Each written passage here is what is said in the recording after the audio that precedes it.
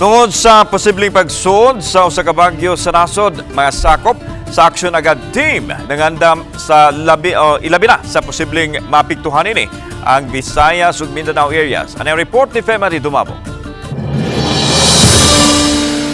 Tungod sa kasinatian sa nangaging katuigan nga kusog ang masinating bagyo panahon sa katapusang quarter sa tuig, hinungdan nga wa nay kumpiyansa pa ang mga kawani sa Talisay City Hall. Ang Aksyon Agad Team niadtong weekend pa lang sugod na diha sa pagpamutol sa mga sangas sa kahoy. Ang uban punuan sa kahoy na gyud nga gilantawan nga posibleng matumba o makadatog sa paratay sa usa ka eskwelahan, lakip na sa mga balay.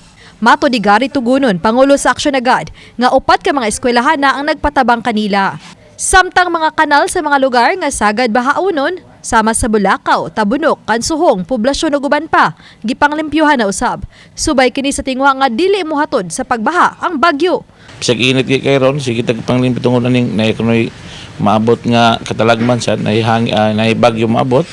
Nya tanan naturong mga sa Bulacau, kanang mga bahaunon kayo mo atong gipanglimpyo og sige ron.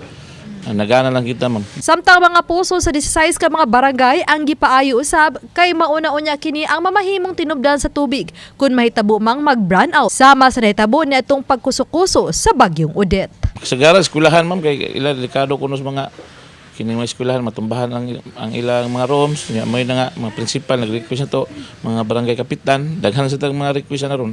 Atong tao busy kaya na ron si panguha ng mga sangas kahoy. Mga gabok sad, mga lubi bitaw nga patay na, mga panguha ron ya duol sa mga kabalayan. Yan ang napit bitaw sa mga dagat, daghan-daghan man gyud ang mga lubi diha. Uban ni Godfrey Rilien, Femari Dumabok. Balitang Bisdak.